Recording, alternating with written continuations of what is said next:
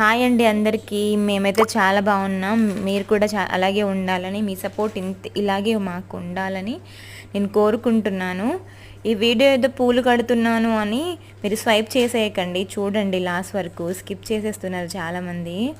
నాకు ఈ పూలమాల కట్టడం కూడా ఒక మీనింగ్ ఉంది, ఇదొక ఆర్ట్ అని మీకు చిన్న ఇన్ఫర్మేషన్ నాకు తెలిసింది మీకు చెప్పాలనుకుంటున్నాను.